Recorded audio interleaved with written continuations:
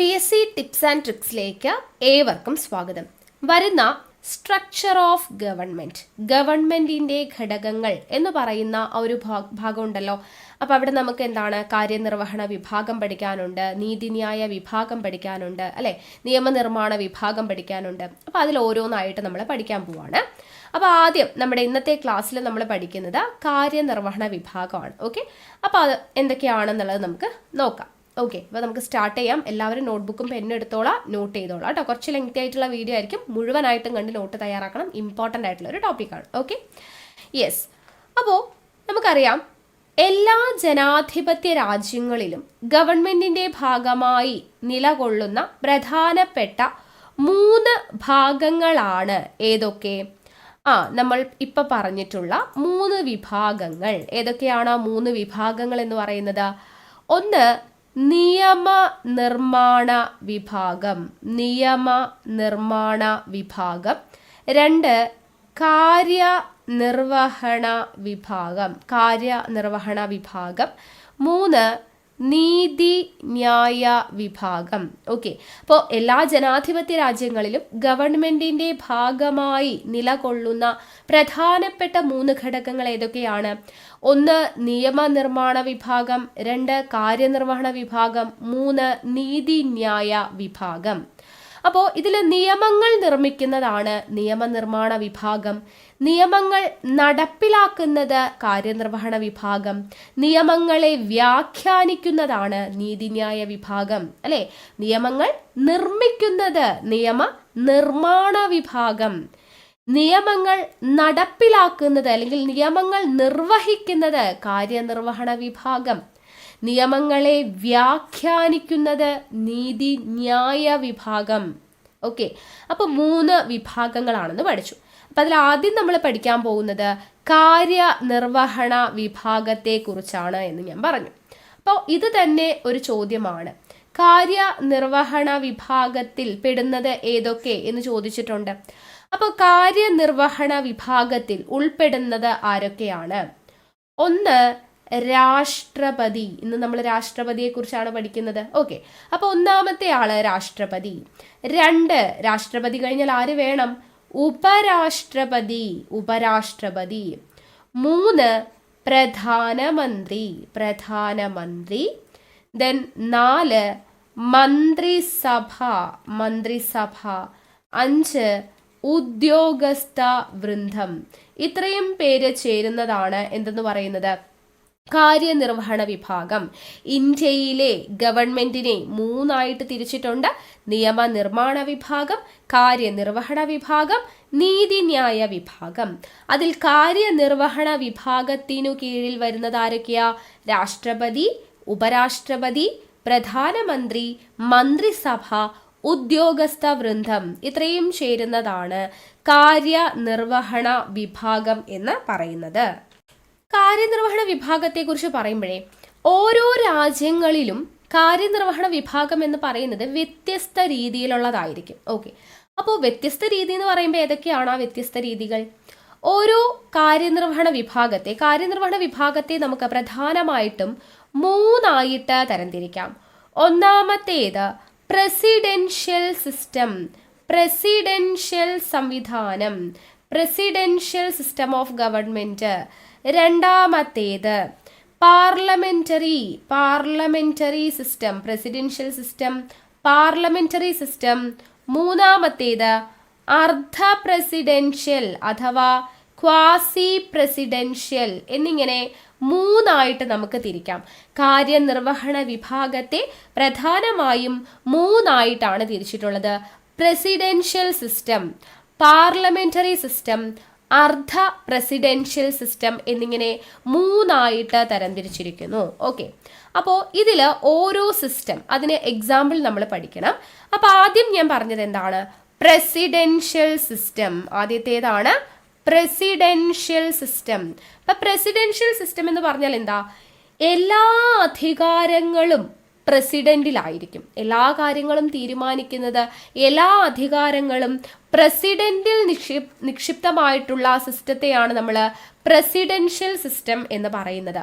അപ്പോൾ ഈ presidential system ഉള്ള രാജ്യങ്ങൾക്ക് ഉദാഹരണമായിട്ട് നമുക്ക് പറയാൻ പറ്റുന്നതാണ് USA, അതുപോലെ തന്നെ ബ്രസീൽ. USA, ബ്രസീൽ എന്നിവയെല്ലാം പ്രസിഡൻഷ്യൽ സിസ്റ്റം ഉള്ള രാജ്യങ്ങളാണ്. അതുപോലെ തന്നെ ലാറ്റിൻ അമേരിക്കൻ രാജ്യങ്ങൾ, ഇതെല്ലാം പ്രസിഡൻഷ്യൽ സിസ്റ്റം ആണ് അവിടെ നിലനിൽക്കുന്നത്. ഇനി പാർലമെന്ററി സിസ്റ്റത്തിൽ എന്താണ് പ്രത്യേകത? പാർലമെന്ററി സിസ്റ്റം എന്ന് പറയുമ്പോൾ നമ്മുടെ ഇന്ത്യ എന്ന് പറയുന്നത് പാർലമെന്ററി സിസ്റ്റം ആണ് അല്ലേ നമ്മുടെ ഇന്ത്യയിൽ. അതായത് പ്രസിഡന്റ് ആയിരിക്കും നമ്മുടെ രാജ്യത്തിന്റെ ഹെഡ് എന്ന് പറയുന്നത്. പക്ഷെ അദ്ദേഹത്തിന് നാമമാത്രമായ അധികാരം മാത്രമേ ഉണ്ടായിരിക്കുകയുള്ളൂ. പ്രസിഡന്റിന് നാമമാത്രമായ അധികാരമുള്ള സിസ്റ്റമാണ് പാർലമെന്ററി സിസ്റ്റം എന്ന് പറയുന്നത്. അതിന് ഏറ്റവും ബെസ്റ്റ് എക്സാമ്പിൾ ആണ് നമ്മുടെ ഇന്ത്യയിലാണ് പാർലമെന്ററി സിസ്റ്റം ഉള്ളത്. അപ്പോൾ ഇന്ത്യയെ കൂടാതെ ജപ്പാൻ, ഇറ്റലി എന്നീ രാജ്യങ്ങളിലെല്ലാം എന്താണുള്ളത്? Parliamentary system. അതുപോലെ തന്നെ ജർമ്മനി, ഈ പറയുന്ന രാജ്യങ്ങളിലെല്ലാം പാർലമെന്ററി ജനാധിപത്യമാണ് ഉള്ളത്, പാർലമെന്ററി സിസ്റ്റം ആണ് ഉള്ളത്.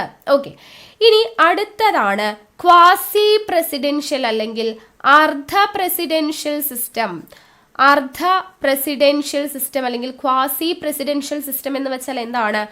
പ്രസിഡന്റിന് എന്ന് പറയുന്ന അധികാരം പാർലമെന്ററി ആവുമ്പോൾ പ്രസിഡന്റിന് വളരെ കുറച്ച് അധികാരമേ ഉള്ളൂ, നാമമാത്രമായ അധികാരമാണ്. പ്രസിഡൻഷ്യൽ സിസ്റ്റത്തിൽ പ്രസിഡന്റിനാണ് പൂർണ്ണമായ അധികാരം. അതിന്റെ രണ്ടിന്റെയും ഇടയ്ക്കാണ്. പാർലമെന്ററി സിസ്റ്റത്തിനേക്കാളും കുറച്ച് കൂടുതൽ, എന്നാൽ പ്രസിഡൻഷ്യൽ സിസ്റ്റത്തിനുള്ള അത്രയും കൂടുതലുമല്ല. ഓക്കെ, അപ്പൊ അങ്ങനെ വരുന്ന, അതായത് പാർലമെന്ററി സിസ്റ്റത്തിനേക്കാൾ കൂടുതൽ അധികാരം ആർക്കുണ്ട്? പ്രസിഡന്റിന് ഉണ്ട്. പ്രസിഡന്റിന് ഏതിനുള്ളതിനേക്കാൾ? പാർലമെന്ററി സിസ്റ്റത്തിനേക്കാൾ കൂടുതൽ അധികാരം ഉള്ളതാണ് അർദ്ധ പ്രസിഡൻഷ്യൽ സിസ്റ്റം. അപ്പോൾ ഇതിന് എക്സാമ്പിൾ ആയിട്ടുള്ള 2 രാജ്യങ്ങളാണ് നമുക്ക് പറയാൻ പറ്റുന്നത്. ഫ്രാൻസിൽ അർദ്ധ പ്രസിഡൻഷ്യൽ സിസ്റ്റം ആണ്. അതുപോലെ തന്നെ USSR, റഷ്യ, അതുപോലെ ശ്രീലങ്ക, ഇവിടങ്ങളിലൊക്കെ അർദ്ധ പ്രസിഡൻഷ്യൽ സിസ്റ്റം ആണ് നിലനിൽക്കുന്നത്. ഓക്കെ, അപ്പൊ പ്രസിഡൻഷ്യൽ സിസ്റ്റം എന്താന്ന് പഠിച്ചു, പാർലമെന്ററി സിസ്റ്റം എന്താന്ന് പഠിച്ചു, അർദ്ധ പ്രസിഡൻഷ്യൽ സിസ്റ്റം എന്താന്ന് പഠിച്ചു. അപ്പൊ നമ്മുടെ രാജ്യം എന്ന് പറയുന്നത് പാർലമെന്ററി സിസ്റ്റത്തിലാണ് പ്രവർത്തിക്കുന്നത്. അതായത് പ്രസിഡന്റിന് നാമമാത്രമായ അധികാരമാണ് ഉള്ളതെന്ന് പറഞ്ഞു. അപ്പൊ നമ്മുടെ രാജ്യത്തിന്റെ തലവനായിട്ടുള്ള പ്രസിഡന്റിനെ കുറിച്ചാണ് നമ്മൾ ഇനി പഠിക്കുന്നത്. പ്രസിഡന്റ് അല്ലെങ്കിൽ രാഷ്ട്രപതി രണ്ടും ഒന്നാണ് കേട്ടോ. അങ്ങനെ അതും ഡൗട്ടുള്ള ആളുകളുണ്ട്, പ്രസിഡന്റ് എന്ന് വെച്ചാൽ രാഷ്ട്രപതി ആണോ എന്നുള്ളത്. അപ്പം അതുകൊണ്ടാണ് പറഞ്ഞത് പ്രസിഡന്റ് അല്ലെങ്കിൽ രാഷ്ട്രപതിയാണ് നമ്മുടെ എക്സിക്യൂട്ടീവ് ഹെഡ് എന്ന് പറയുന്നത്. കാര്യനിർവഹണ വിഭാഗത്തിന്റെ തലവനാണ് രാഷ്ട്രപതി. അപ്പോൾ രാഷ്ട്രപതിയെ കുറിച്ച് പ്രതിപാദിക്കുന്ന ആർട്ടിക്കിൾ ചോദിക്കാം. നമ്മുടെ രാജ്യത്തിന്, ഇന്ത്യക്ക് ഒരു പ്രസിഡന്റ് ഉണ്ടായിരിക്കും. There shall be a president in India. ഇന്ത്യക്ക് ഒരു രാഷ്ട്രപതി ഉണ്ടായിരിക്കും എന്ന് പ്രതിപാദിക്കുന്ന ഒരു ആർട്ടിക്കിൾ ഏതാണ് എന്ന് ചോദിച്ചു കഴിഞ്ഞാൽ ഏതാണ്? ആർട്ടിക്കിൾ 52. ആർട്ടിക്കിൾ 52ലാണ് എന്ത് പറയുന്നത്? പ്രസിഡന്റ് വേണം, ഇന്ത്യക്ക് ഒരു പ്രസിഡന്റ് ഉണ്ടായിരിക്കും എന്ന് പറയുന്ന ആർട്ടിക്കിളാണ് ആർട്ടിക്കിൾ 52 എന്ന് പറയുന്നത്. ഓക്കെ, അപ്പൊ നമുക്കറിയാം രാഷ്ട്രപതി എന്ന് പറയുന്നത് അദ്ദേഹത്തിന്റെ കുറച്ച് വിശേഷണങ്ങൾ ഇമ്പോർട്ടൻ്റ് ആണ്. ഒന്ന്, നമ്മൾ പറഞ്ഞു കാര്യനിർവഹണ വിഭാഗത്തിന്റെ ഹെഡാണ്. കാര്യനിർവഹണ വിഭാഗത്തിൽ രാഷ്ട്രപതിയും ഉപരാഷ്ട്രപതിയും ആരൊക്കെ വരുന്നുണ്ട് എന്നുള്ളത് നമ്മൾ പറഞ്ഞു. അപ്പൊ അതിലെ ഹെഡ് എന്ന് പറയുന്നത് രാഷ്ട്രപതിയാണ്. കാര്യനിർവഹണ വിഭാഗത്തിന്റെ തലവനാണ് രാഷ്ട്രപതി എന്ന് നമുക്ക് ആദ്യം തന്നെ പറയാം അല്ലെ. അപ്പോൾ എക്സിക്യൂട്ടീവ് ഹെഡാണ് അല്ലെങ്കിൽ കാര്യനിർവഹണ വിഭാഗത്തിന്റെ തലവൻ എന്ന് അറിയപ്പെടുന്നത് ആരാണ്? അത് രാഷ്ട്രപതിയാണ്. രണ്ടാമത്തെ വിശേഷണം, ഇന്ത്യയുടെ ഭരണഘടനാപരമായ തലവൻ. ഇന്ത്യയുടെ ഭരണഘടനാപരമായ തലവൻ എന്നറിയപ്പെടുന്നത് രാഷ്ട്രപതിയാണ്. അതുപോലെ തന്നെ സായുധ സേനാ വിഭാഗങ്ങളുടെ പരമോന്നത മേധാവി എന്നറിയപ്പെടുന്നത്, തലവൻ എന്നറിയപ്പെടുന്നത് രാഷ്ട്രപതിയാണ്. അതുപോലെ തന്നെ ഇന്ത്യയുടെ സർവ്വസൈന്യാധിപൻ എന്നറിയപ്പെടുന്നത് രാഷ്ട്രപതിയാണ്. ഇന്ത്യയുടെ രാഷ്ട്രത്തലവൻ എന്നറിയപ്പെടുന്നതും ആരാ? രാഷ്ട്രപതിയാണ്. അതുപോലെ പ്രതിരോധ സേനകളുടെ പരമാധികാരി, പ്രതിരോധ സേനകളുടെ പരമാധികാരി, ഇതെല്ലാം ഈ വിശേഷണങ്ങളെല്ലാം ആർക്കുള്ളതാ? രാഷ്ട്രപതിക്ക്. ഇന്ത്യയുടെ കാര്യനിർവഹണ വിഭാഗത്തിന്റെ തലവനാണ്, ഇന്ത്യയുടെ ഭരണഘടനാപരമായ തലവനാണ്, സായുധ സേനാ വിഭാഗങ്ങളുടെ പരമോന്നത മേധാവിയാണ്, ഇന്ത്യയുടെ സർവ്വ സൈന്യാധിപനാണ്, ഇന്ത്യയുടെ രാഷ്ട്രത്തലവനാണ്, പ്രതിരോധ സേനയുടെ പരമാധികാരി. ഇത്രയും വിശേഷണങ്ങൾ രാഷ്ട്രപതിക്കുള്ളതാണ്. എങ്കിലും രാഷ്ട്രപതിക്ക് എന്ത് അധികാരമേ ഉള്ളൂ? നാമമാത്രമായ അധികാരം. നാമമാത്രം എന്ന് പറഞ്ഞാൽ എന്താ? പേരിന് മാത്രമാണ് ഈ അധികാരങ്ങളൊക്കെ ഉള്ളത്. യഥാർത്ഥത്തിലുള്ള അധികാരം, ഭരിക്കുന്ന സമയത്ത് യഥാർത്ഥത്തിലുള്ള അധികാരം ആരിലാണ് വരുന്നത്? അത് പ്രധാനമന്ത്രിയിലാണ് വരുന്നത്. മനസ്സിലാക്കി വയ്ക്കുക. നമ്മുടെ രാജ്യത്ത് ഇപ്പം എന്തെങ്കിലും ഒരു പ്രശ്നം ഉണ്ടായിട്ടുണ്ടെങ്കിൽ അതിൻ്റെ പൂർണ്ണമായിട്ടുള്ള ഉത്തരവാദിത്തം അല്ലെങ്കിൽ ഏറ്റവും കൂടുതൽ അധികാരം വരുന്നത് പ്രധാനമന്ത്രിക്കാണ്. രാഷ്ട്രപതിക്ക് പേരിന് മാത്രമാണ് അധികാരം. നമ്മൾ പറഞ്ഞ പോലെ കാര്യനിർവഹണ വിഭാഗ തലവനും ഭരണഘടനാപരമായിട്ടുള്ള തലവനും സായുധ സേനാ വിഭാഗങ്ങളുടെ മേധാവിയും ഇന്ത്യയുടെ സർവ്വ സൈന്യാധിപനും രാഷ്ട്രത്തലവനും ഒക്കെ ആണെങ്കിൽ കൂടി അതെല്ലാം പേരിനു മാത്രം, നാമമാത്രമായ അധികാരമാണ്. പൂർണ്ണമായ ശരിയായ യഥാർത്ഥത്തിലുള്ള അധികാരം ആരിലാണുള്ളത്? അത് പ്രധാനമന്ത്രിയിലാണ് നിക്ഷിപ്തമായിരിക്കുന്നത് എന്നുള്ളത് ഓർത്തിരിക്കാം. ഓക്കെ, അപ്പൊ രാഷ്ട്രപതിയുടെ വിശേഷണങ്ങൾ പഠിച്ചു. ഇന്ത്യക്ക് ഒരു രാഷ്ട്രപതി ഉണ്ടായിരിക്കും എന്ന് പറയുന്ന ആർട്ടിക്കിൾ പഠിച്ചു, ആർട്ടിക്കിൾ 52. ഓക്കെ, ഇനി അടുത്തത് ആർട്ടിക്കിൾ 53. ആർട്ടിക്കിൾ 53 പറയുന്നത് എന്താണ്? നമ്മൾ ആദ്യം ഒരു വിശേഷണം പഠിച്ചില്ലേ? ഇന്ത്യയുടെ കാര്യനിർവഹണ വിഭാഗത്തിന്റെ തലവനാണെന്ന്. അത് പറയുന്നത് ആർട്ടിക്കിൾ 53 പ്രസിഡന്റ് അല്ലെങ്കിൽ രാഷ്ട്രപതി എന്ന് പറയുന്നത് ഇന്ത്യയുടെ എല്ലാ എക്സിക്യൂട്ടീവ് അധികാരങ്ങളുടെയും എല്ലാ കാര്യനിർവഹണ വിഭാഗങ്ങളുടെയും തലവനാണ് എന്ന് പറയുന്ന ആർട്ടിക്കിളാണ് ആർട്ടിക്കിൾ 53. ഇപ്പൊ 2 ആർട്ടിക്കിൾ പഠിച്ചല്ലോ. ഇന്ത്യക്ക് ഒരു പ്രസിഡന്റ് ഉണ്ടായിരിക്കും എന്ന് പറയുന്നത്, the shall be A president in India എന്ന് പറയുന്നത് ആർട്ടിക്കിൾ 52. പ്രസിഡന്റ് ആണ് ഇന്ത്യയുടെ എക്സിക്യൂട്ടീവ് ഹെഡ് അല്ലെങ്കിൽ കാര്യനിർവഹണ വിഭാഗത്തിന്റെ തലവൻ എന്ന് പറയുന്നത് ആർട്ടിക്കിൾ 53. ഓക്കെ, അപ്പൊ ശരിയായ അധികാരം ആരിലാണെന്ന് നമ്മൾ പറഞ്ഞു? കേന്ദ്ര മന്ത്രിസഭയുടെ തലവനായിട്ടുള്ള പ്രധാനമന്ത്രിയിലാണ് ശരിയായ അധികാരം ഉള്ളത്. ഓക്കെ, നമുക്കത് ചിന്തിക്കാവുന്നതേ ഉള്ളൂ. അപ്പം നമ്മുടെ രാജ്യത്ത് എന്തെങ്കിലും ഒരു പ്രശ്നം വന്നിട്ടുണ്ടെന്നുണ്ടെങ്കിൽ ജനങ്ങൾ അതിൽ പ്രതിഷേധിച്ച് ജാഥയും മാർച്ചും ഒക്കെ നടത്തിയിട്ട് നേരെ പോകുന്നത് എങ്ങോട്ടാണ്? രാഷ്ട്രപതിയുടെ അടുത്തേക്കാണോ? അല്ല, പ്രധാനമന്ത്രിയുടെ അടുത്തേക്കാണ് അവർ ജാതിയും കാര്യങ്ങളൊക്കെ ആയിട്ട് ഒരു പ്രശ്നം വന്നു കഴിഞ്ഞാൽ നേരെ പോകുന്നത്. കാരണം യഥാർത്ഥ അധികാരം ആരിലാണുള്ളത്? പ്രധാനമന്ത്രിയിലാണ് ഉള്ളത്. ഓക്കെ, അപ്പോൾ പ്രസിഡന്റിന് ഒരു കാര്യവും തനിയെ ചെയ്യാനായിട്ട് പറ്റില്ല. രാഷ്ട്രപതിയെ ഭരണകാര്യങ്ങളിൽ സഹായിക്കുന്നതിന് വേണ്ടിയിട്ട് എന്ത് വേണം? ഒരു മന്ത്രിസഭയുണ്ട്. ആ മന്ത്രിസഭയുടെ ഉപദേശങ്ങൾ അനുസരിച്ച് മാത്രമേ രാഷ്ട്രപതി പ്രവർത്തിക്കുകയുള്ളൂ. രാഷ്ട്രപതിക്ക് തനിയെ ഒരു കാര്യത്തിനും തീരുമാനമെടുക്കാനായിട്ട് പറ്റത്തില്ല. അതിന് ഒരു മന്ത്രിസഭയുടെ സഹായം വേണം. അവരുടെ ഉപദേശം അനുസരിച്ച് മാത്രമേ രാഷ്ട്രപതി പ്രവർത്തിക്കുകയുള്ളൂ. അപ്പൊ കേന്ദ്ര സർക്കാർ ഇപ്പൊ എന്തെങ്കിലും ഒരു കാര്യത്തിന് തെറ്റായ പ്രവർത്തനങ്ങൾ ചെയ്തു എന്ന് വിചാരിക്കുക. കേന്ദ്ര സർക്കാർ ചെയ്യുന്ന എന്തെങ്കിലും ഒരു തെറ്റായ പ്രവർത്തനങ്ങൾക്ക് പ്രസിഡന്റ് ഉത്തരവാദി ആയിരിക്കുമോ എന്നൊരു ചോദ്യം ചോദിച്ചു കഴിഞ്ഞാലോ? ഉത്തരവാദി ആയിരിക്കില്ല. കാരണം എന്തുകൊണ്ടാണ്? യഥാർത്ഥ അധികാരം പ്രധാനമന്ത്രിയിലാണ് നിക്ഷിപ്തമായിരിക്കുന്നത്, അല്ലെ? അപ്പൊ കേന്ദ്ര സർക്കാർ എന്തെങ്കിലും ഒരു പ്രവൃത്തി തെറ്റായത് ചെയ്തിട്ടുണ്ടെങ്കിൽ അതിന്റെ ഉത്തരവാദിത്തം ആരിൽ വരില്ല? പ്രസിഡന്റിന് വരത്തില്ല എന്നുള്ള കാര്യം കൂടെ ഓർത്തിരിക്കാം. ഓക്കെ, അടുത്ത ഇമ്പോർട്ടൻ്റ് ആയിട്ടുള്ള ആർട്ടിക്കിളാണ്. അപ്പോൾ ഈ ആർട്ടിക്കിളൊക്കെ ഓർത്തു വയ്ക്കാനായിട്ട് കുറച്ച് പാടാണ്. അപ്പോൾ ഇത് ഓർത്തു വയ്ക്കാനുള്ള ഒരു ട്രിക്ക് ഉണ്ട്. അത് നമ്മൾ പഠിപ്പിച്ചതിന് ശേഷം പറയാം. കോഡ് മാത്രം പഠിച്ചിട്ട് കാര്യമില്ല, അത് മനസ്സിലാക്കുകയും കൂടെ വേണം, അല്ലേ? അപ്പോൾ മനസ്സിലാക്കി ആദ്യം പഠിച്ചതിന് ശേഷം അവസാനം ഓർത്തിരിക്കാനുള്ള ഒരു ടിപ്പ് പറഞ്ഞുതരാം. ഓക്കെ, അപ്പോൾ ആർട്ടിക്കിൾ 54. ആർട്ടിക്കിൾ 54 എന്താ പറയുന്നത്? എലക്ഷൻ ഓഫ് പ്രസിഡന്റ് ആണ്. ഓക്കെ, പ്രസിഡന്റിന്റെ തെരഞ്ഞെടുപ്പ്. പ്രസിഡന്റിന്റെ തെരഞ്ഞെടുപ്പിനെ കുറിച്ച് പ്രതിപാദിക്കുന്ന ആർട്ടിക്കിൾ ഏതാണ്? ആർട്ടിക്കിൾ 54. ഈ പ്രസിഡന്റിന്റെ തെരഞ്ഞെടുപ്പ് എന്ന് പറയുന്ന ആശയം നമ്മൾ എവിടെ നിന്നാണ് കടം കൊണ്ടിട്ടുള്ളത്? അയർലൻഡിന്റെ കയ്യിൽ നിന്നാണ് കേട്ടോ. ഇലക്ഷൻ ഓഫ് പ്രസിഡന്റ് എന്ന് പറയുന്ന ആശയം നമ്മൾ കടം കൊണ്ടിരിക്കുന്നത് അയർലൻഡിന്റെ കയ്യിൽ നിന്നുമാണ് എന്നുള്ളത് ഓർത്തിരിക്കാം. അപ്പൊ പ്രസിഡന്റിന്റെ തെരഞ്ഞെടുപ്പിനെ കുറിച്ച് പറയുമ്പോൾ എന്തൊക്കെ കാര്യങ്ങളാണ് അവിടെ പഠിക്കേണ്ടത്? പ്രസിഡന്റിനെ തെരഞ്ഞെടുക്കുന്നത് ആരാണ്? പ്രസിഡന്റിനെ തെരഞ്ഞെടുക്കാൻ വേണ്ടിയിട്ട് ഒരു ഇലക്ട്രൽ കോളേജ് ഉണ്ടായിരിക്കും. പ്രസിഡന്റിനെ തിരഞ്ഞെടുക്കാൻ വേണ്ടിയിട്ട് ഒരു ഇലക്ട്രൽ കോളേജാണ് പ്രസിഡന്റിനെ തിരഞ്ഞെടുക്കുന്നത്.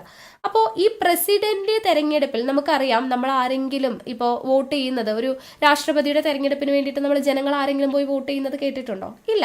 അപ്പോൾ പ്രസിഡന്റിനെ തിരഞ്ഞെടുക്കുന്നത് ഒരിക്കലും ജനങ്ങൾ നേരിട്ട് ഭാഗമായിട്ടല്ല, അല്ലെ?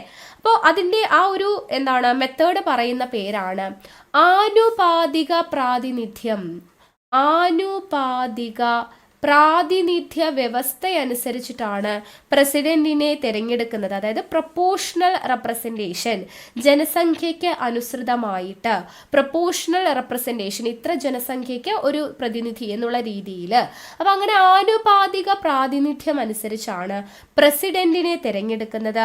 ഈ പ്രസിഡന്റിനെ തിരഞ്ഞെടുക്കുന്നത് ഇലക്ട്രൽ കോളേജാണ് തിരഞ്ഞെടുക്കുന്നത്. എന്താണ് ഈ ഇലക്ട്രൽ കോളേജ്? ഇലക്ട്രൽ കോളേജ് എന്ന് പറയുന്നത് കുറച്ച് പേര് ചേരുന്ന ഒരു ഗ്യാങ് ആണ്, ഒരു കമ്മിറ്റിയാണ്. അപ്പോൾ അതിൽ ആരൊക്കെയാണ് ഈ ഇലക്ട്രൽ കോളേജിലെ മെമ്പേഴ്സ്? ചോദിക്കാറുണ്ട്, പ്രസിഡന്റ് തെരഞ്ഞെടുപ്പിൽ വരുന്ന ഇലക്ട്രൽ കോളേജിലെ അംഗങ്ങൾ ആര്, അല്ലെങ്കിൽ അംഗങ്ങളിൽ പെടാത്തത് ഏത് എന്ന് ചോദിക്കാറുണ്ട്. അപ്പോൾ ഇലക്ട്രൽ കോളേജിൽ വരുന്നത് ആരൊക്കെയാന്ന് വെച്ചാൽ ലോക്സഭയിലെ തെരഞ്ഞെടുക്കപ്പെട്ട അംഗങ്ങൾ. അതാണ് അവിടെ ഇമ്പോർട്ടൻ്റ് കേട്ടോ. ലോക്സഭയിലെ അംഗങ്ങൾ എന്ന് എഴുതിയാൽ അത് ആകെ മാറി, കാരണം അവിടെ നാമനിർദ്ദേശം ചെയ്യപ്പെടുന്നവരും ഒക്കെ വരും, അല്ലെ? അപ്പൊ ലോക്സഭയിലെ എങ്ങനെയുള്ള അംഗങ്ങൾ തന്നെ വേണം? ഇലക്റ്റഡ് പേഴ്സൺസ് വേണം. ഓക്കെ, ഇലക്റ്റഡ് മെമ്പേഴ്സ് ആയിരിക്കണം. ലോക്സഭയിലെ തെരഞ്ഞെടുക്കപ്പെട്ട അംഗങ്ങളായിരിക്കണം. ലോക്സഭയിലെ തെരഞ്ഞെടുക്കപ്പെട്ട അംഗങ്ങൾ ഉണ്ടായിരിക്കും. രാജ്യസഭയിലെ തെരഞ്ഞെടുക്കപ്പെട്ട അംഗങ്ങൾ ഉണ്ടായിരിക്കും.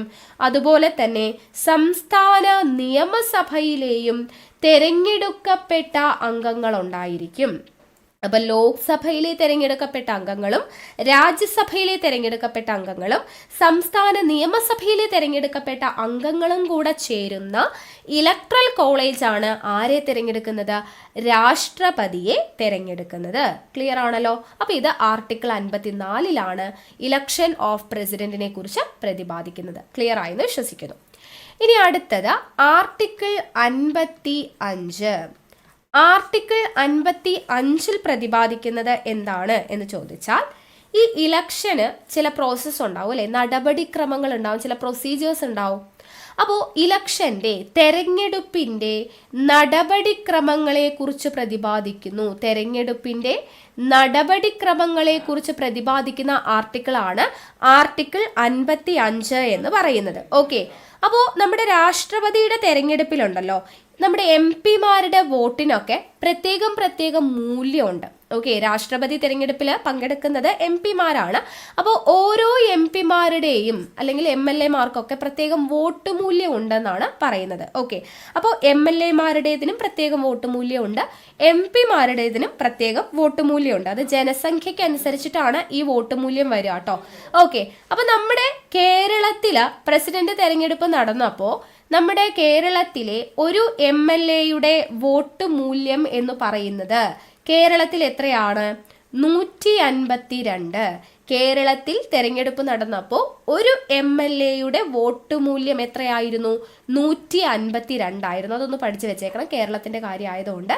ഓക്കെ, ഇപ്പൊ കേരളത്തിൽ പ്രസിഡന്റ് തെരഞ്ഞെടുപ്പ് നടന്നപ്പോൾ MLA-യുടെ വോട്ട് മൂല്യം എന്ന് പറയുന്നത് 152.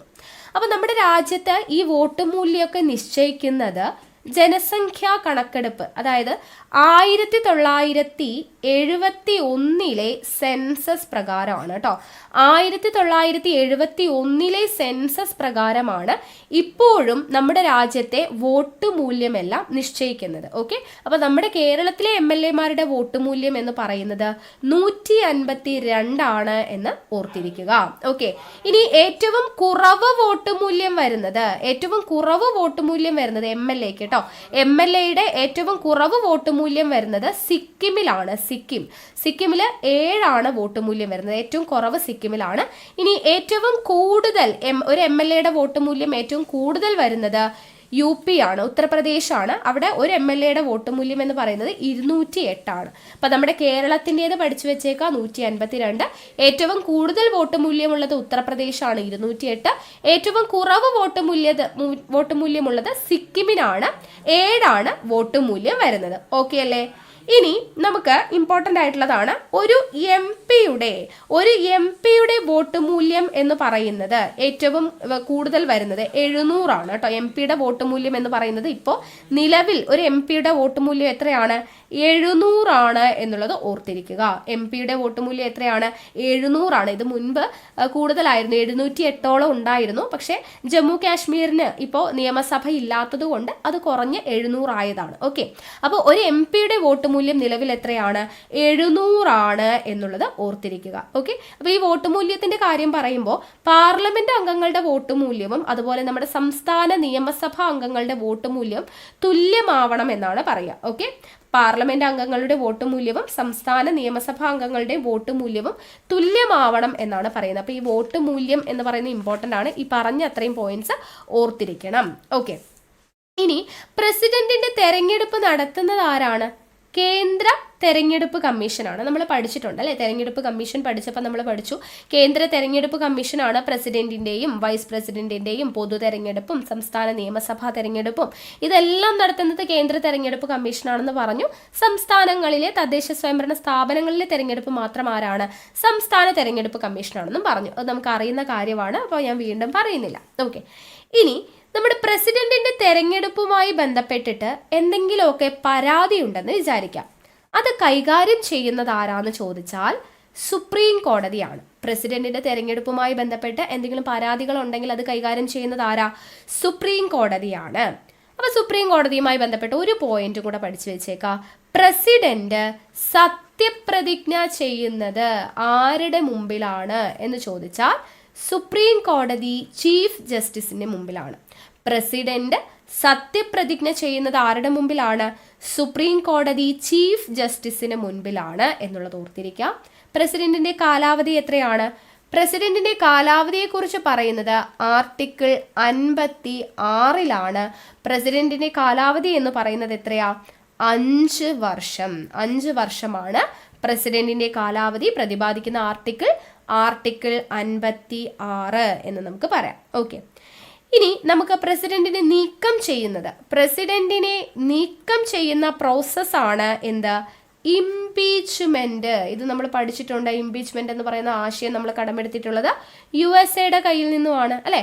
അപ്പോൾ ഇംപീച്ച്മെന്റ് എന്ന് പറയുന്ന പ്രൊസീജിയറിലൂടെയാണ് പ്രസിഡന്റിനെ ആ സ്ഥാനത്തു നിന്നും നീക്കം ചെയ്യുന്നത്.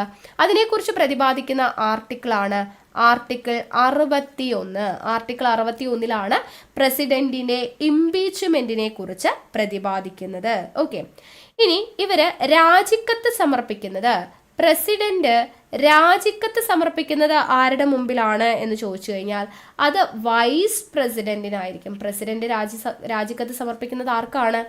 വൈസ് പ്രസിഡന്റിനാണ്. അപ്പൊ സത്യപ്രതിജ്ഞ ചെയ്യുന്നത് സുപ്രീം കോടതി ചീഫ് ജസ്റ്റിസിന് മുമ്പിലാണ്. നീക്കം ചെയ്യുന്നത് ഇംപീച്ച്മെന്റിലൂടെയാണ്. രാജിക്കത്ത് സമർപ്പിക്കുന്നത് വൈസ് പ്രസിഡന്റിനാണ്.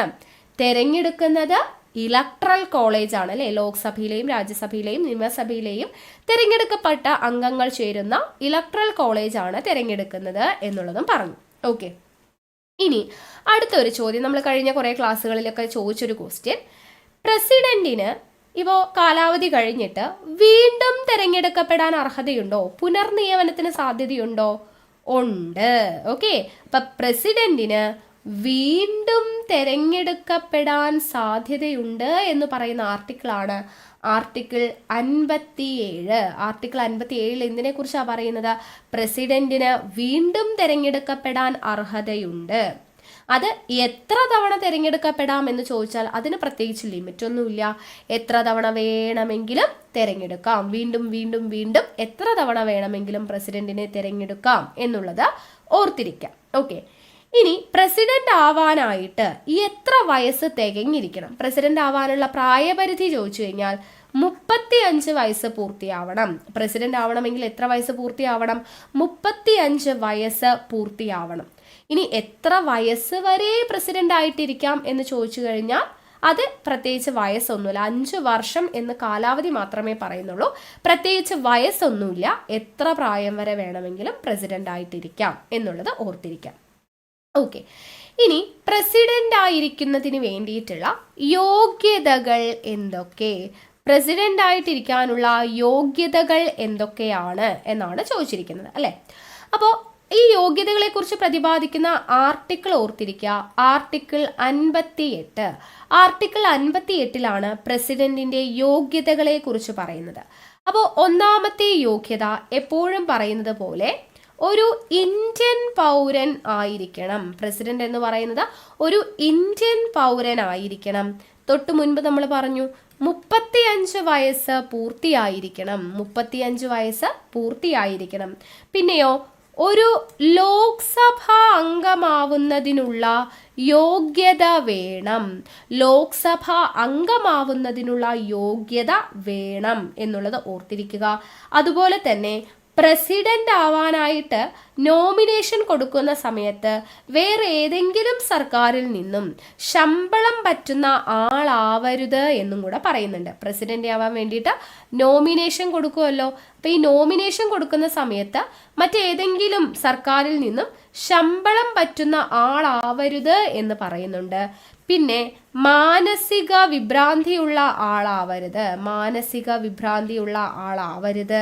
ദെൻ അത് കഴിഞ്ഞ് ആദായം പറ്റുന്ന ഒരു പദവിയിലും കേന്ദ്ര സംസ്ഥാന തദ്ദേശ സ്വയംഭരണ സ്ഥാപനങ്ങളിൽ ആദായം പറ്റുന്ന ഒരു പദവിയും വഹിക്കാൻ പാടില്ല എന്ന് പറയുന്നുണ്ട്. ഓക്കെ, അപ്പൊ ഇന്ത്യൻ പൗരനാവണം, 35 വയസ്സ് പൂർത്തിയാവണം, ലോക്സഭാ അംഗമാവാനുള്ള യോഗ്യത വേണം, നോമിനേഷൻ കൊടുക്കുന്ന സമയത്ത് വേറെ ഏതെങ്കിലും സർക്കാരിൽ നിന്ന് ശമ്പളം പറ്റുന്ന ആളാവരുത്, മാനസിക വിഭ്രാന്തി ഉണ്ടായിരിക്കരുത്, ആദായം പറ്റുന്ന മറ്റേതെങ്കിലും പദവി വഹിക്കരുത്. ഇതൊക്കെയാണ് പ്രസിഡന്റ് ആവാനുള്ള യോഗ്യത എന്ന് പറയുന്നത്. ഓക്കെ അല്ലേ? അപ്പൊ അത് ഓർത്തിരിക്കുക, ഇമ്പോർട്ടൻ്റ് ആണ്. ഇനി പ്രസിഡന്റിന്റെ ശമ്പളം എത്രയാണ്? പ്രസിഡന്റിന്റെ ശമ്പളം എന്ന് പറയുന്നത് 5 ലക്ഷം രൂപയാണ്. 5 ലക്ഷം ശമ്പളം എത്രയാണ്? 5 ലക്ഷം രൂപയാണ്. ഈ 5 ലക്ഷം രൂപ ശമ്പളം നൽകുന്നത് എവിടെ നിന്നാ? കൺസോളിഡേറ്റഡ് ഫണ്ട് ഓഫ് ഇന്ത്യയിൽ നിന്നുമാണ്. കൺസോളിഡേറ്റഡ് ഫണ്ട് ഓഫ് ഇന്ത്യയിൽ നിന്നുമാണ് പ്രസിഡന്റിന് ശമ്പളം നൽകുന്നത്. ഇത് പ്രതിപാദിക്കുന്ന ആർട്ടിക്കിൾ ചോദിച്ചാൽ ആർട്ടിക്കിൾ 59 പ്രസിഡന്റിന്റെ ശമ്പളത്തെ കുറിച്ച് പ്രതിപാദിക്കുന്നത്. കൺസോളിഡേറ്റഡ് ഫണ്ട് ഓഫ് ഇന്ത്യയിൽ നിന്നുമാണ് പ്രസിഡന്റിന് ശമ്പളം നൽകുന്നത്. ഓക്കെ, ഇനി നമ്മൾ പറഞ്ഞു പ്രസിഡന്റിനെ നീക്കം ചെയ്യുന്ന പ്രോസസ്സ് ഇംപീച്ച്മെന്റ് ആണെന്ന് പറഞ്ഞു അല്ലെ. ഇങ്ങനെ പ്രസിഡന്റിനെ നീക്കം ചെയ്യണമെങ്കിൽ അല്ലെങ്കിൽ ഇംപീച്ച്മെന്റ് നടത്തണം എന്നുണ്ടെങ്കിൽ ഒരു കാരണം വേണ്ടേ? എന്താണ് കാരണം? ഒരേ ഒരു കാരണം ഉണ്ടെങ്കിൽ മാത്രമാണ് പ്രസിഡന്റിനെ നീക്കം ചെയ്യാൻ പറ്റത്തുള്ളൂ. അതെന്താ? ഭരണഘടനാ ലംഘനം. ഭരണഘടനാ ലംഘനം നടന്നിട്ടുണ്ടെങ്കിൽ മാത്രമേ പ്രസിഡന്റിനെ നീക്കം ചെയ്യാനായിട്ട് പാടൂ എന്നുള്ള കാര്യം ഓർത്തിരിക്കുക. ഓക്കെ, പ്രസിഡന്റിനെ നീക്കം ചെയ്യണമെങ്കിൽ എന്ത് വേണം? ഭരണഘടനാ ലംഘനം എന്ന് പറയുന്ന കുറ്റത്തിന് മാത്രമാണ് പ്രസിഡന്റിനെ നീക്കം ചെയ്യാനായിട്ട് പറ്റത്തുള്ളൂ. ഓക്കെ, ഇനി ഈ ഇംപീച്ച്മെന്റ് ചെയ്യുന്നതിന് ചില പ്രൊസീജിയർ ഉണ്ട്. അപ്പൊ അതെന്തൊക്കെയാന്നുള്ളത് നോക്കാം. പ്രസിഡന്റിനെ ഇംപീച്ച്മെന്റ് ചെയ്യണമെന്നുണ്ടെങ്കിൽ ആദ്യം നമ്മൾ ചെയ്യേണ്ടത് ഒന്നാമത്തെ പ്രൊസീജിയർ എന്ന് പറയുന്നത് ആദ്യം ഈ പ്രമേയം അവതരിപ്പിക്കണം. പ്രമേയം അവതരിപ്പിക്കണം. അപ്പൊ അതിന് തന്നെ ഈ പ്രമേയം അവതരിപ്പിക്കുന്നതിന് മുൻപ് എന്ത് ചെയ്യണം? പ്രമേയം അവതരിപ്പിക്കുന്നതിന് മുൻപ് 14 ദിവസം 14 ദിവസം മുൻപ്, പ്രമേയം അവതരിപ്പിക്കുന്നതിൻ്റെ 14 ദിവസം മുൻപ് തന്നെ ഒരു നോട്ടീസ് നൽകണം. അപ്പോൾ ഏത് സഭയിലാണോ പ്രമേയം അവതരിപ്പിക്കുന്നത് ആ സഭയിൽ ഒരു നോട്ടീസ് നൽകണം പ്രസിഡന്റിനെ ഇംപീച്ച് ചെയ്യുന്നതിനുള്ളത് എന്ന് പറഞ്ഞിട്ട്. പ്രമേയം അവതരിപ്പിക്കുന്നതിന് മുൻപ് ഏത് സഭയിലാണോ അവിടേക്ക് നമ്മളൊരു പ്രമേയം നൽകണം.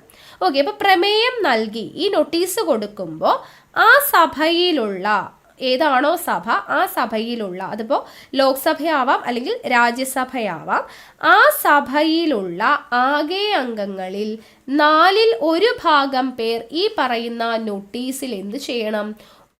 അത് അംഗീകരിച്ചിരിക്കണം. ഓക്കെ, നോട്ടീസ് അംഗീകരിച്ചിരിക്കണം എന്നാണ് പറയുന്നത്, അല്ലെങ്കിൽ നോട്ടീസിൽ അംഗീകരിച്ചുകൊണ്ടുള്ള ഒപ്പിട്ടിരിക്കണം. അപ്പോൾ പ്രമേയം അവതരിപ്പിക്കുകയാണ് ആദ്യം ചെയ്യേണ്ടത്. അതിന് തൊട്ട് മുൻപ് എന്ത് ചെയ്യണം? നമ്മൾ ഏത് സഭയിലാണോ, അത് ഏത് സഭയിൽ വേണമെങ്കിലും ആവാം, ലോക്സഭയിലോ രാജ്യസഭയിലോ, അതൊരു ക്വസ്റ്റ്യൻ ആണ് കേട്ടോ. പ്രസിഡന്റിനെ ഇംപീച്ച്മെന്റ് ചെയ്യുന്നതിനുള്ള പ്രമേയം അവതരിപ്പിക്കേണ്ടത് ഏത് സഭയിലാണ്? ഓപ്ഷനിൽ Lok Sabha, Rajya Sabha, Lok Sabha and Rajya Sabha, option D ഇതിലൊന്നും അല്ലാന്നോ അങ്ങനെ എന്തെങ്കിലുമൊക്കെ കൊടുക്കാം. അപ്പോൾ ലോക്സഭ എന്നെഴുതിയ തെറ്റാണ്, രാജ്യസഭ എന്നെഴുതിയ തെറ്റാണ്. ലോക്സഭയിലും ആവാം അല്ലെങ്കിൽ രാജ്യസഭയിലാവാം. ലോക്സഭയിലോ രാജ്യസഭയിലോ ഏത് സഭയിൽ വേണമെങ്കിലും പ്രമേയം അവതരിപ്പിക്കാം എന്നാണ് പറയുന്നത്. ഓക്കെ, അപ്പോൾ നമ്മൾ ഈ പറയുന്നത് പോലെ പ്രമേയം അവതരിപ്പിക്കുന്നത് ഏത് സഭയിലാണോ ആ സഭയിൽ പ്രമേയം അവതരിപ്പിക്കാൻ പോകുന്നതിന് 14 ദിവസം മുൻപ് ഒരു നോട്ടീസ് നൽകണം. ആ നോട്ടീസ് 1/4 അംഗങ്ങൾ ഒപ്പിട്ടിരിക്കണം. അങ്ങനെ ഒപ്പിട്ടതിന് ശേഷമാണ് എന്ത് ചെയ്യുന്നത്? പ്രമേയം അവതരിപ്പിക്കുന്നത്. അപ്പോൾ പ്രമേയം എന്ത് ചെയ്യുന്നു? അവതരിപ്പിച്ചു. ഈ പ്രമേയം അവതരിപ്പിക്കുമ്പോൾ അത് പാസ്സാകുന്ന അല്ലെങ്കിൽ അത് പാസ്സാകണമെങ്കിൽ എന്ത് ചെയ്യണം? അവതരിപ്പിക്കപ്പെടുന്ന സഭയിലെ മൊത്തം അംഗങ്ങളിലെ 2/3 അംഗങ്ങളുടെ ഭൂരിപക്ഷം വേണം. ഇപ്പോൾ ഏതെങ്കിലും ഒരു സഭയിൽ അവതരിപ്പിച്ചു, അവിടെയുള്ളത് ഇപ്പോൾ ആദ്യം ലോക്സഭയിലാണെന്നുണ്ടെങ്കിൽ അവിടുത്തെ 2/3 അംഗങ്ങളുടെ അംഗീകാരം വേണം. ഇനി രണ്ടാമത്തെ സഭ അത് രാജ്യസഭയാണെന്നുണ്ടെങ്കിൽ അടുത്ത സഭയിൽ ഇതെന്ത് ചെയ്യണം? അടുത്ത സഭയിൽ അവതരിപ്പിക്കണം. അടുത്ത സഭയിൽ ഇത് അവതരിപ്പിക്കണം. അവിടെയും എന്ത് ചെയ്യണം? 2/3 ഭൂരിപക്ഷം അവിടെയും നമുക്ക് ലഭിക്കണം. അങ്ങനെ ഈ രണ്ടാമത്തെ സഭയിൽ എന്നാണോ നമ്മൾ അവതരിപ്പിക്കുന്നത് അവിടെ പാസ്സാവുന്നത് ആ തീയതിയിലാണ് പ്രസിഡന്റിനെ തൽസ്ഥാനത്തു നിന്ന് നീക്കം ചെയ്യുക. ഓക്കെ, അപ്പോൾ ഒന്നുകൂടെ പറയാം, ഇമ്പോർട്ടൻ്റ് ആണ്, ഇത് ഓർത്തിരിക്കുക. ആദ്യം എന്താണ് ചെയ്യുന്നത്? ഇംപീച്ച്മെന്റിൽ ആദ്യം ഒരു പ്രമേയം അവതരിപ്പിക്കണം. പക്ഷെ അതിന് അവതരിപ്പിക്കാൻ പോകുന്നതിൻ്റെ 14 ദിവസം മുൻപ് ഏത് സഭയിൽ അവതരിപ്പിക്കുന്നോ ആ സഭയിൽ ഒരു നോട്ടീസ് നൽകണം. നോട്ടീസ് നൽകുമ്പോൾ ആ സഭയിലുള്ള അംഗങ്ങളുടെ 1/4 അംഗങ്ങൾ അത് ഒപ്പിടണം. അതിനുശേഷം അത് അവതരിപ്പിക്കുന്നു. ഏത് സഭയിലാണോ അവതരിപ്പിക്കുന്നത് ആ സഭയിലുള്ള 2/3 ഭൂരിപക്ഷം ലഭിക്കുന്നു. അതിനുശേഷം അത് അടുത്ത സഭയിൽ അവതരിപ്പിക്കുന്നു. അവിടെയും 2/3 അംഗങ്ങളുടെ ഭൂരിപക്ഷം ലഭിച്ചാൽ അവിടെ പാസ്സാകുന്ന ദിവസമാണ് പ്രസിഡന്റിനെ നീക്കം ചെയ്യുന്നത് എന്നുള്ളത് ഓർത്തിരിക്കാം. ഓക്കെ, ഇനി ഈ ഇംപീച്ച്മെന്റിന്റെ നടപടിക്രമങ്ങൾ നടക്കുന്ന സമയത്തുണ്ടല്ലോ പ്രസിഡന്റിന് എന്ത് ചെയ്യാം? ആ സഭയിൽ വരികയും അദ്ദേഹത്തിന്റെ ഭാഗം ശരിയാണോ എന്നുള്ള കാര്യത്തിന് വിശദീകരണം നൽകൂലേ, അങ്ങനെ നൽകാവുന്നതോ ആണ് എന്ന് നമുക്ക് പറയാം. ഓക്കെ, അതായത് ഒരു കോടതി വിസ്താരം പോലെ നമുക്ക്, അതുകൊണ്ടാണ് ഇതിനെ അർദ്ധ ജുഡീഷ്യൽ നടപടിക്രമം എന്ന് പറയുന്നത്. ക്വാസി ജുഡീഷ്യൽ ആണ് ഈ ഇംപീച്ച്മെന്റ് എന്ന് പറയുന്ന പ്രോസസ്സ്. കാരണം എന്തുകൊണ്ടാണ്? കേസ് വാദിക്കുന്ന അല്ലെങ്കിൽ വിചാരണ നടക്കുന്ന വേളയിൽ പ്രസിഡന്റിന് എന്ത് ചെയ്യാം? തന്റെ ഭാഗം വിശദീകരിക്കാം എന്ന് പറയുന്നുണ്ട്. അപ്പം അതുകൊണ്ട് നമുക്കിതിന് എന്തെന്ന് പറയാം?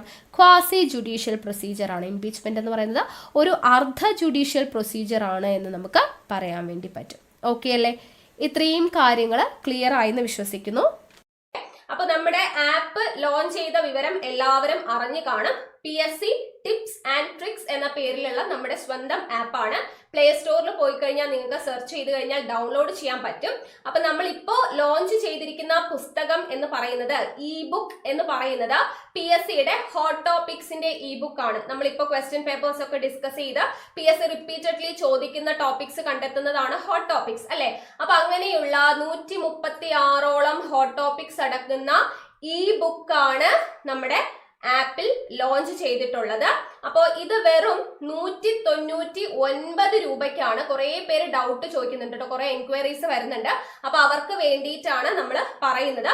അപ്പൊ 199 രൂപയ്ക്കാണ് നമ്മൾ ഈ 136ഓളം ഹോട്ട് ടോപ്പിക്സ് വരുന്ന ബുക്ക് കൊടുക്കുന്നത്. അപ്പൊ ബുക്ക് നിങ്ങൾക്ക് ഓൺലൈനായും ഓഫ്ലൈനായും വായിച്ചു പഠിക്കാനുള്ള സൗകര്യമുണ്ട്. കൂടാതെ നിങ്ങൾക്ക് ഓഡിയോ അവൈലബിൾ ആയിരിക്കും. ഓക്കെ, കേട്ടു പഠിക്കാവുന്നതാണ്. ജോലി തിരക്കുകൾക്കിടയിലോ ബസ് യാത്രക്കിടയിലോ ഡ്രൈവിങ്ങിനിടയിലോ ഒക്കെ നിങ്ങൾക്ക് കേട്ടു പഠിക്കാനുള്ള സൗകര്യമുണ്ട്. ഓക്കെ അല്ലേ? അപ്പൊ 199 രൂപയുള്ളൂ. ഇതിനെപ്പറ്റി എന്തെങ്കിലും ഡൗട്ട് ഉണ്ടെന്നുണ്ടെങ്കിൽ, ആപ്പിനെ കുറിച്ചുള്ള ഡൗട്ട്സ് എന്തെങ്കിലും ഉണ്ടെന്നുണ്ടെങ്കിൽ നിങ്ങൾക്ക് ദേ ഈ കാണുന്ന വാട്സ്ആപ്പ് നമ്പറിൽ മെസ്സേജ് ചെയ്ത് ചോദിച്ചാൽ മതി. ഹെൽപ്പ് ആൻഡ് സപ്പോർട്ടിന്റെ നമ്പർ ആണ്. അപ്പൊ ഇതിലേക്ക് മെസ്സേജ് ചെയ്ത് ചോദിച്ചു കഴിഞ്ഞാൽ ഡൗട്ട്സ് എല്ലാം നിങ്ങൾക്ക് ക്ലിയർ ചെയ്ത് തരും കേട്ടോ. ഓക്കെ, പിന്നെ ഇതിന്റെ ഒരു പ്രത്യേകത, നിങ്ങൾ ഈ 199 രൂപ കൊടുത്ത് വാങ്ങിച്ചു കഴിഞ്ഞാലും പിന്നീട് ഇനി നടക്കുന്ന പരീക്ഷകളിലൊക്കെ ആവർത്തിച്ച് ചോദിക്കുന്ന ഹോട്ട് ടോപ്പിക്സ് ഉണ്ടല്ലോ, അത് നമ്മളിവിടെ അപ്ഡേറ്റ് ചെയ്യുന്നതായിരിക്കും. 136 എന്നുള്ള നമ്പേഴ്സ് കൂടും. ഓക്കെ, ഹോട്ട് ടോപ്പിക്സ് ഇനി വീണ്ടും റിപ്പീറ്റഡ്ലി ചോദിക്കുന്ന ടോപ്പിക്സ് പുതിയതായിട്ട് ആഡ് ചെയ്യണം എന്നുണ്ടെങ്കിൽ ഇതിന്റെ കൂടെ ആഡ് ഓൺ ആവും. നിങ്ങൾക്ക് അതിൽ ഉടനെ തന്നെ അപ്ഡേറ്റ് ചെയ്യുന്നതായിരിക്കും. ഓക്കെ അല്ലേ? പിന്നെ കുറെ പേര് iOS അവൈലബിൾ ആണോ എന്ന് ചോദിക്കുന്നുണ്ട്. ഇപ്പൊ നിലവിൽ ആൻഡ്രോയിഡിൽ മാത്രമേ ഉള്ളൂ. iOS എന്നുള്ളത് നിലവിൽ വർക്കിങ്ങിലാണ് കേട്ടോ. അപ്പൊ അത് ഉടനെ തന്നെ അപ്ഡേറ്റ് ആവും, അത് നിങ്ങളെ അറിയിക്കാം. പിന്നെ നമ്മുടെ ആപ്പില് എല്ലാ സൺഡേ, ഓക്കെ, എല്ലാ ഞായറാഴ്ചയും വൈകുന്നേരം 5 മണിക്ക് നമ്മുടെ യൂട്യൂബിലൂടെ നമ്മൾ പ്രൊവൈഡ് ചെയ്യുന്ന ഹോട്ട് ടോപ്പിക്സിന്റെ ക്ലാസ്സിൽ നിന്നുള്ള ടെസ്റ്റ് നിങ്ങൾക്ക് ഫ്രീ ആയിട്ട് അറ്റൻഡ് ചെയ്യാനുള്ള സൗകര്യം ഉണ്ട്. അപ്പൊ അത് നിങ്ങൾക്ക് ആപ്പ് ഇൻസ്റ്റാൾ ചെയ്ത് കഴിഞ്ഞാൽ ഫ്രീ ടെസ്റ്റ് അറ്റൻഡ് ചെയ്യാൻ പറ്റും. എല്ലാ സൺഡേസും നമ്മൾ അപ്ലോഡ് ചെയ്യും. പിന്നെ എന്ന് വേണമെങ്കിലും നിങ്ങൾക്ക് week 1 week 2 എന്ന് പറഞ്ഞിട്ട് അവിടെ ടെസ്റ്റ് കിടപ്പുണ്ടാവും. അത് നിങ്ങൾക്ക് ചെയ്ത് നോക്കാവുന്നതാണ് കേട്ടോ. ഒരു പരീക്ഷ പോലെ ക്വിസിൽ തെറ്റിയ സാധനങ്ങൾ ശരിയായിട്ടുണ്ടോ അല്ലെങ്കിൽ തെറ്റിയത് ഏതാണെന്നുള്ളത് അറിയാനുള്ളതും നമ്മൾ വർക്കിങ്ങിലാണ്. അതും ഉടനെ തന്നെ അപ്ഡേറ്റ് ആകും. അപ്പൊ നിങ്ങൾക്ക് നിങ്ങൾ തെറ്റിച്ച ചോദ്യം ഏതാണ്, അതിന്റെ ശരിയുത്തരം എന്താണെന്നുള്ളതും കൂടെ അറിയാനുള്ള ഓപ്ഷനും കൂടെ ഉടനെ തന്നെ വരുന്നതാണ്. ഓക്കെ അല്ലേ? കുറെ പേര് നമുക്ക് എൻക്വയറി ഇങ്ങനെ വന്നുകൊണ്ടിരിക്കുന്നുണ്ട്, ഡൗട്ട്സ് ചോദിക്കുന്നുണ്ട്. അപ്പൊ അവർക്ക് വേണ്ടിയിട്ടാണ് ഇതൊന്ന് പറഞ്ഞത്. വേറെ ഫോണിൽ നിന്ന് ക്യാഷ് അടയ്ക്കാൻ പറ്റും കേട്ടോ. അതർ പേയ്മെന്റ് ഓപ്ഷൻ ഉണ്ട്. അപ്പൊ അതിന്റെ കാര്യങ്ങൾ ഉണ്ടെങ്കിൽ ഈ വാട്സ്ആപ്പ് നമ്പറിൽ ഒന്ന് നിങ്ങൾ മെസ്സേജ് ചെയ്ത് ചോദിച്ചാൽ മതി. അപ്പൊ എങ്ങനെയാണ് അത് പേയ്മെന്റ് ചെയ്യേണ്ടത് എന്നുള്ളത് അവർ നിങ്ങൾക്ക് ക്ലിയർ ആയിട്ട് പറഞ്ഞു തരും. ഓക്കെ അല്ലേ? SCERT ടെക്സ്റ്റ് അടുത്തത് നമ്മുടെ ലോഞ്ച് ചെയ്യാൻ വേണ്ടി പോകുന്ന പുസ്തകം എന്ന് പറയുന്നത് ന്യൂ SCERT ആണ് കേട്ടോ. ന്യൂ SCERT കറണ്ട് അഫയേഴ്സും ആണ്. അപ്പൊ അതിൽ ന്യൂ SCERTയുടെ പുസ്തകം നമ്മൾ കമ്മിങ് സൂൺ എന്ന് ഇട്ടിട്ടുണ്ട്. ഓൺ വർക്കിങ്ങിലാണ്. അപ്പൊ എന്റെ മേൽനോട്ടത്തിൽ തന്നെയാണ് ഈ ന്യൂ SCERTയുടെ പണിയൊക്കെ നടക്കുന്നത്. കുറച്ച് വൈകിയാലും ലേറ്റാ വന്നാലും ലേറ്റസ്റ്റാ വരുവേ എന്ന് പറയുന്നത് പോലെ കുറച്ച് വൈകിയാലും നിങ്ങൾക്ക് നല്ല കണ്ടന്റ് നിങ്ങൾക്ക് തരണം എന്നുള്ളതാണ്. 5 മുതൽ 10 വരെയുള്ള ബേസിക് സയൻസും സോഷ്യൽ സയൻസും ഒരുമിച്ചുള്ള ഒരു ബുക്കായിരിക്കും. പുറത്തുനിന്ന് വാങ്ങിക്കുന്നതിനേക്കാളും ഇതേപോലെ തന്നെ റീസണബിൾ ആയിട്ടുള്ള പ്രൈസിലായിരിക്കും നമ്മൾ നൽകുന്നുണ്ടാവുക. അപ്പൊ അതുകൊണ്ട് എല്ലാവരും വെയിറ്റ് ചെയ്യുക. കുറച്ച് വൈകിയാലും നല്ല വൈകത്തില്ല കേട്ടോ, പെട്ടെന്ന് തന്നെ ഇറക്കും. അപ്പൊ എന്തായാലും ഇറങ്ങുമ്പോൾ നല്ല അടിപൊളിയായിട്ടുള്ള ഒരു ബുക്കായിരിക്കും നിങ്ങൾക്ക് എന്തായാലും കിട്ടുക കണ്ടന്റ് വൈസ് നോക്കുമ്പോൾ. ഓക്കെ, നമ്മുടെ ക്ലാസ് കാണുന്ന എല്ലാവർക്കും അറിയാം എങ്ങനെയാണ് നമ്മുടെ ക്ലാസ്സും കണ്ടന്റും എന്നുള്ളത്. അതിനനുസരിച്ചിട്ടുള്ള ഒരു ബുക്കായിരിക്കും. അപ്പൊ എല്ലാവരും വെയിറ്റ് ചെയ്ത് കാണാം. ഓക്കെ അല്ലേ? അപ്പൊ പർച്ചേസ് ചെയ്തിട്ടില്ലാത്തവരെ ഹോട്ട് ടോപ്പിക്സിന്റെ ഈ ബുക്ക് പർച്ചേസ് ചെയ്തോളൂ. 199 രൂപയ്ക്ക് തീർച്ചയായിട്ടും വർത്ത് ആയിട്ടുള്ള സാധനമാണ്. അപ്പൊ ഓൾറെഡി പർച്ചേസ് ചെയ്തിട്ടുള്ളവര് നിങ്ങളുടെ കമന്റ്സ് കേട്ടോ, നിങ്ങളുടെ അഭിപ്രായങ്ങൾ ഈ പറയുന്ന ക്ലാസിന്റെ താഴെ ഒന്ന് കമന്റ് ചെയ്യുക. അപ്പൊ പുതുതായിട്ട് വരുന്നവർക്ക് ഈ അഭിപ്രായങ്ങളൊക്കെ നോക്കി റിവ്യൂസ് ഒക്കെ അതുപോലെ പ്ലേ സ്റ്റോറിൽ റിവ്യൂസ് ഇടുക.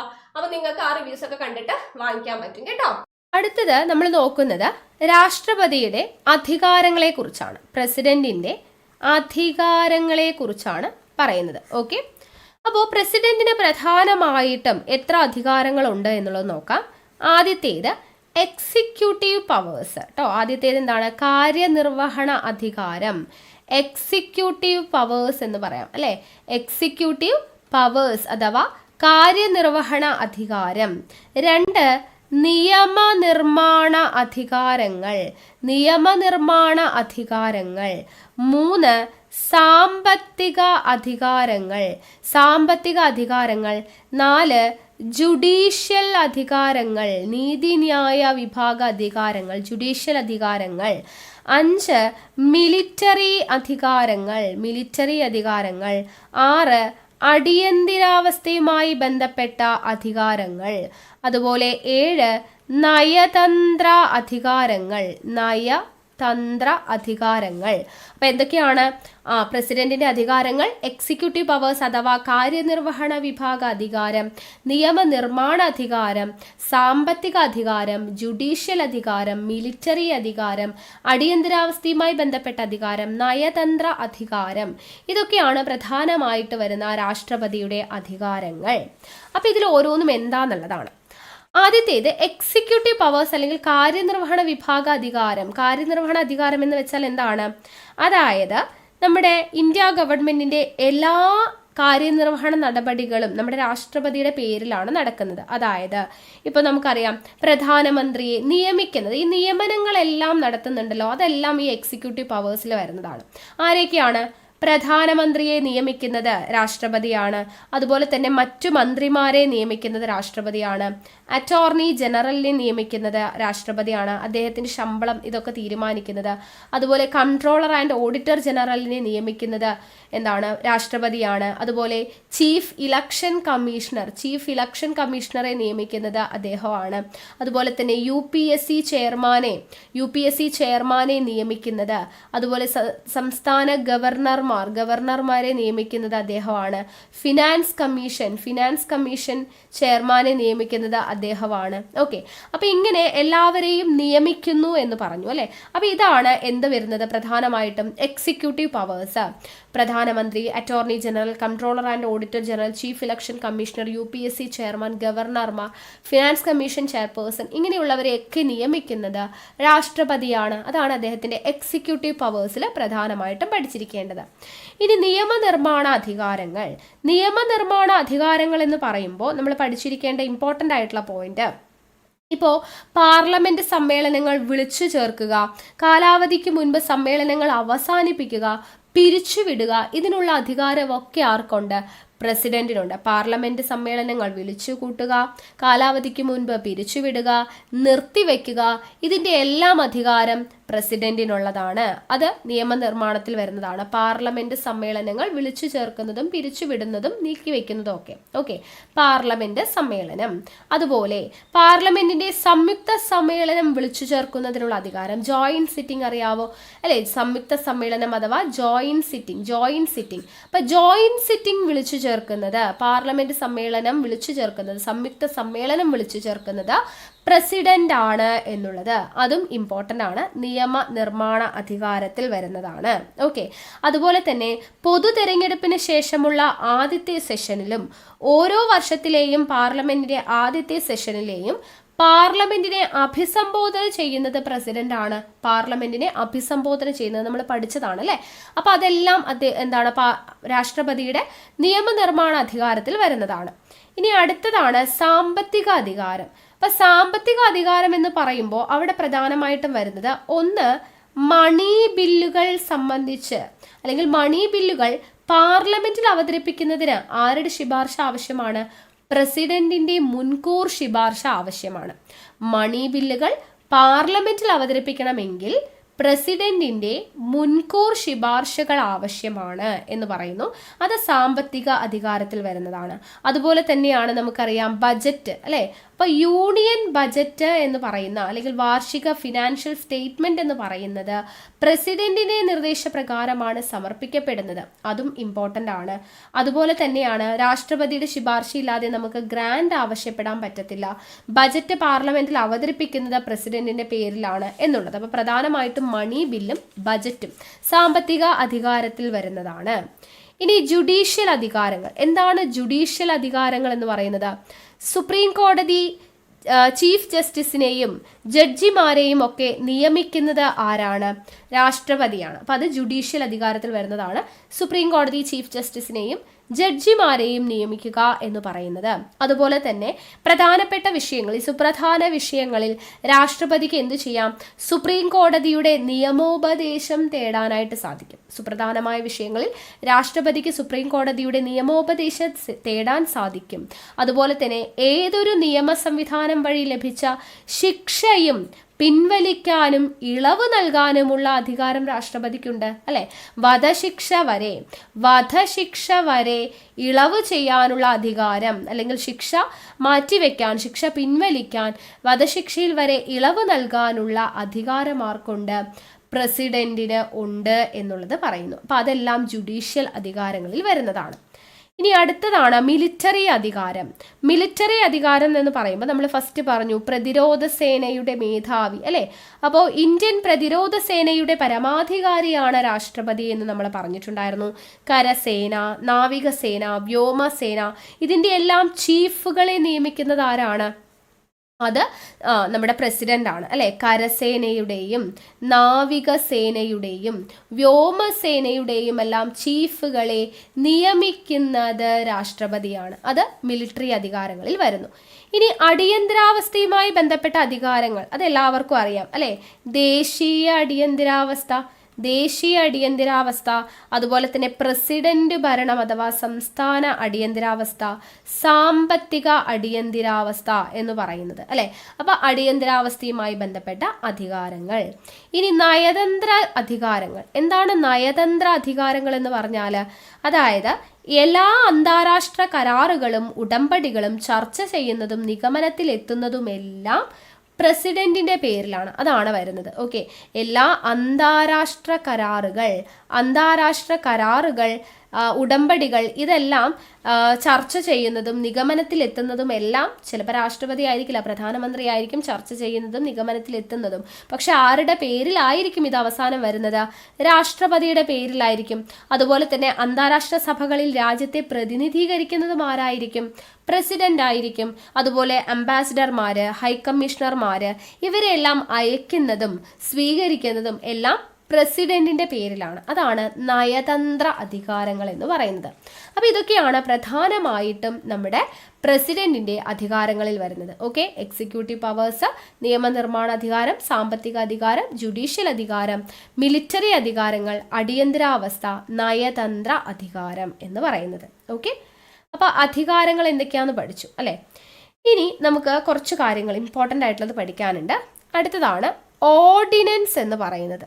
ഓർഡിനൻസ് എല്ലാവരും കേട്ട് കാണും അല്ലേ. അപ്പോൾ ഓർഡിനൻസ് എന്ന് പറയുന്നത് എന്താണ്? നമുക്കറിയാം, പാർലമെന്റിന്റെ സഹായമൊന്നുമില്ലാതെ നിയമനിർമ്മാണം നടത്തുന്നതിനുള്ള പ്രസിഡന്റിന്റെ അധികാരമാണ് എന്തെന്ന് പറയുന്നത്, ഓർഡിനൻസ് എന്ന് പറയുന്നത്. അപ്പോൾ പ്രസിഡന്റ് ഓർഡിനൻസ് പുറപ്പെടുവിക്കുന്നതുമായി ബന്ധപ്പെട്ട ആർട്ടിക്കിളാണ് 123. നമ്മൾ പറയാറുണ്ട് അല്ലെ, 1, 2, 3 ഓർഡഡ അല്ലെ, പ്രസിഡന്റ് ഓർഡർ. അപ്പോൾ ഓർഡിനൻസ് 1, 2, 3 123 എന്നുള്ള രീതിയിൽ ഓർത്തിരിക്കാം. അപ്പോൾ എന്താണ് ഓർഡിനൻസ് എന്നുള്ളത് മനസ്സിലാക്കുക. അതായത് നമ്മുടെ പാർലമെന്റ് പിരിച്ചുവിട്ടിരിക്കുന്ന സമയമാണെന്ന് വിചാരിക്കുക. പാർലമെന്റ് പിരിച്ചുവിട്ടിരിക്കുന്ന സമയത്ത് പെട്ടെന്ന് ഒരു നമ്മുടെ രാജ്യവുമായി ബന്ധപ്പെട്ട എന്തെങ്കിലും ഒരു പ്രത്യേക കാര്യങ്ങളിൽ പെട്ടെന്നൊരു തീരുമാനം അല്ലെങ്കിൽ പെട്ടെന്നൊരു നിയമനിർമ്മാണം നടത്തേണ്ട ഒരു അവസ്ഥ വരുവാണ്. പാർലമെന്റ് പിരിച്ചുവിട്ടിരിക്കുന്ന സമയമാണ്. അപ്പം അങ്ങനെ വരുന്ന സമയത്ത് പ്രസിഡന്റിന് എന്ത് ചെയ്യാം? പെട്ടെന്ന് ഒരു നിയമനിർമ്മാണം നടത്തുന്നതിനുള്ള അധികാരമുണ്ട്. അതാണ് ഈ ഓർഡിനൻസ് എന്ന് പറയുന്നത്. പക്ഷേ ഈ ഓർഡിനൻസിന് ഒരു കാലാവധിയുണ്ട്. എത്രയാണ്? 6 മാസം വരെ കാലാവധിയുള്ളൂ. ഓക്കെ, അപ്പോൾ ഒരു ഓർഡിനൻസ് രാഷ്ട്രപതി പുറപ്പെടുവിച്ചിട്ടുണ്ടെങ്കിൽ 6 മാസത്തിനകം പാർലമെന്റ് അത് അംഗീകരിക്കണം. ഇല്ലെന്നുണ്ടെങ്കിൽ ഈ ഓർഡിനൻസ് എന്ത് പറ്റും? അസാധുവായിട്ട് പോകും. അതുകൊണ്ടാണ് നമ്മൾ പറയുന്നത് പാർലമെന്റ് 6 മാസത്തിലൊരിക്കൽ സമ്മേളിക്കണം എന്നുള്ളത് അല്ലേ. 6 മാസത്തിൽ കൂടുതൽ സമ്മേളിക്കാതിരുന്നു കഴിഞ്ഞാൽ ഇങ്ങനെ എന്തെങ്കിലും ഓർഡിനൻസ് പുറപ്പെടുവിച്ചിട്ടുണ്ടെങ്കിൽ അത് എന്താണ്, അംഗീകരിക്കാനായിട്ട് പറ്റാതെ വരും. ഓക്കെ, അപ്പോൾ പാർലമെന്റ് പിരിച്ചുവിട്ടിരിക്കുന്ന വേളകളിൽ അത്യാവശ്യമായിട്ട് രാജ്യത്തെ സംബന്ധിക്കുന്ന കാര്യങ്ങളിൽ നിയമനിർമ്മാണം നടത്താനായിട്ട് രാഷ്ട്രപതി എടുക്കുന്ന ആ ഒരു നിയമം നിർമ്മിക്കുന്ന പ്രൊസീജിയറാണ് ഓർഡിനൻസ് എന്ന് പറയുന്നത്. അപ്പോൾ അതൊരു താൽക്കാലിക നിയമനിർമ്മാണമാണ് ഓർഡിനൻസ്. ഓർഡിനൻസ് എത്രയാണ് കാലാവധി? 6 മാസം. 6 മാസത്തിനുള്ളിൽ പാർലമെന്റ് ഇത് അംഗീകരിച്ചിട്ടില്ലെങ്കിൽ ആ ഓർഡിനൻസ് അല്ലെങ്കിൽ ആ ഒരു നിയമം അസാധുവാകും എന്നുള്ളത് ഓർത്തിരിക്കുക. ഓക്കെ, അപ്പോൾ ഓർഡിനൻസ് എന്താണെന്നുള്ളത് ഓർത്തിരിക്കുക. അപ്പോൾ ഓർഡിനൻസ് നിയമങ്ങൾ ഏത് തരത്തിലുള്ളതാണ്? ടെമ്പററി ആണോ പെർമനന്റ് ആണോ, സ്ഥിരമാണോ താൽക്കാലികമാണോ എന്ന് ചോദിച്ചു കഴിഞ്ഞാൽ താൽക്കാലികമാണ്. കാരണം 6 മാസം വരെ കാലാവധിയുള്ളൂ എന്നുള്ളത് ഓർത്തിരിക്കുക. ഓക്കെ, അപ്പോൾ ഓർഡിനൻസ് കാലാവധിക്ക് മുൻപ് പിൻവലിക്കാനുള്ള അധികാരവും ആർക്കുണ്ട്? പ്രസിഡന്റിനുണ്ട്. ഓർഡിനൻസ് പുറപ്പെടുവിച്ചിട്ട് അത് 6 മാസം കാലാവധി ഉണ്ട്, പക്ഷെ അതിന് മുൻപ് തന്നെ പിൻവലിക്കാനുള്ള അധികാരം ആർക്കുണ്ട്? അത് പ്രസിഡന്റിനുണ്ട്. ഇതേ അധികാരം ഗവർണർക്കും ഉണ്ട് കേട്ടോ. നമ്മൾ ഗവർണറുടെ ക്ലാസ് പഠിക്കും, അപ്പോൾ പറയും. അപ്പോൾ ജസ്റ്റ് ഇവിടെ ഒന്ന് പറയാം, ഗവർണർക്ക് ഓർഡിനൻസ് പുറപ്പെടുവിക്കുന്നതിനുള്ള അധികാരമാണ് 213. ആർട്ടിക്കിൾ 213 ഗവർണർ ഓർഡിനൻസ് പുറപ്പെടുവിക്കുന്നതുമായി ബന്ധപ്പെട്ട് പറയുന്നത്. ഇത് 123, ഇത് 213, ഒരേ നമ്പേഴ്സ് അല്ലേ, അങ്ങോട്ടും ഇങ്ങോട്ടും തിരിച്ചിട്ടാൽ മതി. ഓക്കെ, അപ്പോൾ അതാണ് എന്ത് ഓർഡിനൻസുമായിട്ട് ബന്ധപ്പെട്ട് പറയാനുള്ളത്. ഇനി രാഷ്ട്രപതിയുടെ പൊതുമാപ്പ് നൽകാനുള്ള രാഷ്ട്രപതിയുടെ അധികാരത്തെക്കുറിച്ചാണ് പറയുന്നത്. പൊതുമാപ്പ് നൽകുന്നതിനുള്ള അധികാരം. അപ്പോൾ പൊതുമാപ്പ് നൽകുന്നതിനുള്ള രാഷ്ട്രപതിയുടെ അധികാരത്തെക്കുറിച്ച് പറയുന്നത് ആർട്ടിക്കിൾ 72 ഞാൻ പറഞ്ഞു, സുപ്രീം കോടതി ഉൾപ്പെടെ ഇന്ത്യയിലെ ഏത് കോടതി നൽകുന്ന ശിക്ഷ അല്ലെ, അത് മരണശിക്ഷയാണെങ്കിൽ കൂടി അത് നിർത്തിവെക്കാനോ ഇളവ് ചെയ്യാനോ മാപ്പ് നൽകാനോ ഉള്ള അധികാരം ആർക്കുണ്ട്? രാഷ്ട്രപതിക്കുണ്ട്. ഇതേ അധികാരം ഗവർണർക്കുണ്ട്. പക്ഷെ അവിടെ ഒരു എക്സെപ്ഷൻ ഉണ്ട്. എന്താണ്? ഗവർണർക്ക് ഈ പറയുന്ന മരണശിക്ഷ ഒഴിവാക്കാനായിട്ട് ഗവർണർക്ക് സാധിക്കില്ല. മരണശിക്ഷ ഒഴിവാക്കാനായിട്ട് ഗവർണർക്ക് സാധിക്കില്ല. പക്ഷെ ബാക്കിയുള്ള ശിക്ഷകളിൽ ഇളവ് ചെയ്ത് നൽകാനായിട്ട് ആർക്ക് സാധിക്കും? ഗവർണർക്ക് സാധിക്കും. ഓക്കെ, അപ്പോൾ ഇതിൽ പൊതുമാപ്പ് എന്ന് പറയുന്നത് ഗവർണറുടെ എന്ന് പറയുന്നത് 161 ഗവർണർക്ക് പൊതുമാപ്പ് നൽകുന്നതിനുള്ള അധികാരത്തെക്കുറിച്ച് പറയുന്നത്. രാഷ്ട്രപതിയുടേതാണെങ്കിൽ 72. അപ്പോൾ ഇവിടെ നമ്മൾ 1, 2, 3 ഓർഡഡ എന്ന് ഓർത്തതുപോലെ പൊതുമാപ്പ് നൽകുന്നതിനുള്ള പ്രസിഡന്റ്, അപ്പോൾ മാപ്പ് നൽകുകയാണ് അല്ലേ. അപ്പോൾ അത് ഓർത്തിരിക്കാൻ വേണ്ടിയിട്ട് 72 നമുക്ക് എങ്ങനെ ഓർക്കാം? ഇപ്പം നിങ്ങൾ ഒരാളോട് മാപ്പ് പറയുകയാണേ, അപ്പോൾ എങ്ങനെയാണ് മാപ്പ് പറയുന്നത്? എഴുന്നേറ്റ് നിന്ന് 2 കൈയും കൂപ്പിയാണ് മാപ്പ് പറയുന്നത്. അങ്ങനെ ഓർത്താൽ മതി. എഴുന്നേറ്റ് എന്ന് പറയുമ്പോൾ 7 ഓർക്കാം, 2 കൈയും കൂപ്പി എന്ന് പറയുമ്പോൾ 2. അപ്പം 7, 2 72 രാഷ്ട്രപതിയുടെ പൊതുമാപ്പ് നൽകുന്നതിനുള്ള അധികാരത്തെക്കുറിച്ച് പറയുന്നത്. 72 എഴുന്നേറ്റ് നിന്ന് 2 കൈയും കൂപ്പി മാപ്പ് ചോദിക്കുന്നത് ഓർത്താൽ മതി. ഓക്കെ അല്ലേ? അപ്പോൾ 72 കിട്ടിയെന്ന് വിശ്വസിക്കുന്നു. ദെൻ അടുത്തതാണ് വീറ്റോ പവർ. എന്താണ് വീറ്റോ പവർ എന്ന് വെച്ചാൽ? വീറ്റോ പവർ എന്ന് പറഞ്ഞാൽ പാർലമെന്റിൽ പാസ്സാക്കുന്ന ബില്ലുകൾക്ക് അന്തിമ അനുമതി ആരാ നൽകുന്നത്? ഒരു ബില്ല് പാർലമെന്റിൽ പാസ്സാവുന്നു അല്ലെ, ലോക്സഭയിൽ അവതരിപ്പിക്കുന്നു, രാജ്യസഭയിൽ അവതരിപ്പിക്കുന്നു, അവസാനം പ്രസിഡന്റ് ഒപ്പുവച്ചാലേ അത് നിയമമായിട്ട് മാറുള്ളൂ അല്ലെ, നമ്മൾ പഠിച്ചിട്ടുണ്ട്. അപ്പൊ പാർലമെന്റിൽ പാസ്സാക്കുന്ന ബില്ലുകൾക്ക് അന്തിമ അനുമതി നൽകുന്നത് ആരാണ്? പ്രസിഡന്റ് ആണ് അല്ലെ. അപ്പോൾ രാഷ്ട്രപതിക്ക് ഒരു ബില്ല് പ്രസിഡന്റിന്റെ കയ്യിൽ എത്തുന്ന സമയത്ത് അത് അംഗീകരിക്കണമെന്ന് നിർബന്ധമൊന്നുമില്ല. രാഷ്ട്രപതിക്ക് എന്ത് ചെയ്യാം? ഒരു ബില്ല് അദ്ദേഹത്തിന്റെ മുൻപിൽ വന്നാൽ അതിന് മേലെ വിസമ്മതം പ്രകടിപ്പിക്കാനായിട്ട് പറ്റും. രാഷ്ട്രപതിക്ക് അത് വിസമ്മതിക്കാം. അപ്പോൾ അങ്ങനെ രാഷ്ട്രപതിക്ക് വിസമ്മതം പ്രകടിപ്പിക്കാൻ പറ്റുന്ന ആ ഒരു അധികാരത്തെയാണ് നമ്മൾ വീറ്റോ പവർ എന്ന് പറയുന്നത്. അപ്പോൾ വിസമ്മതിക്കാനുള്ള അധികാരമാണ് വീറ്റോ പവർ. ഒരു ബില്ല് പ്രസിഡന്റിന്റെ മുമ്പിൽ എത്തുമ്പോൾ അതിനെ വിസമ്മതിക്കുന്നതിനുള്ള അധികാരമാണ് വീറ്റോ പവർ എന്നുള്ളത് ഓർത്തിരിക്കുക. ഇതിനെക്കുറിച്ച് പറയുന്നത് ആർട്ടിക്കിൾ 111 വീറ്റോ പവറിനെ കുറിച്ച് പറയുന്നത്. പ്രസിഡന്റിന്റെ വീറ്റോ പവറിനുമായി ബന്ധപ്പെട്ടത് എന്താണ്? ആർട്ടിക്കിൾ 111 എന്ന് പറയുന്നത്. ഈ വീറ്റോ പവർ 3 തരത്തിലുണ്ട് കേട്ടോ. 3 വീറ്റോ അധികാരങ്ങളാണുള്ളത്. ഒന്ന് അബ്സല്യൂട്ട് വീറ്റോ. ഒന്നാമത്തേത് എന്താണ്? Absolute veto. 2 suspensive veto. 3 pocket veto. അപ്പോൾ ആദ്യത്തേത് അബ്സല്യൂട്ട് വീറ്റോയാണ്. അബ്സല്യൂട്ട് വീറ്റോ എന്ന് പറഞ്ഞാൽ എന്താണ്? അതായത് ഈ ബില്ലുകൾ കൊടുക്കുമ്പോൾ അത് പൂർണ്ണമായിട്ടും നിരസിക്കുന്നതിനുള്ള അധികാരം. ഓക്കെ, പ്രസിഡന്റിന് എന്ത് ചെയ്യാം? പൂർണ്ണമായിട്ടും ആ ബില്ല് അങ്ങ് നിരസിക്കാം. ഓക്കെ, ഇത് പറ്റത്തില്ലെന്നും പറഞ്ഞ് അത് നിരസിക്കാനുള്ളതാണ് അബ്സല്യൂട്ട് വീറ്റോ.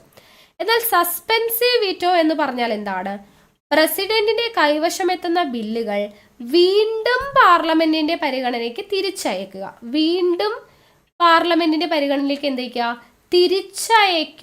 തിരിച്ചയക്കുന്നതിനുള്ള അധികാരത്തെയാണ് വീണ്ടും നിർദ്ദേശങ്ങളൊക്കെ വെച്ച് ഒന്നും കൂടെ ചെക്ക് ചെയ്യണം എന്ന് പറഞ്ഞിട്ട് തിരിച്ചയക്കുന്നതിനെയാണ് എന്തെന്ന് പറയുന്നത്? Suspensive veto. ഓക്കെ, ഇനി പോക്കറ്റ് വീറ്റോ എന്ന് പറഞ്ഞാൽ എന്താണ്?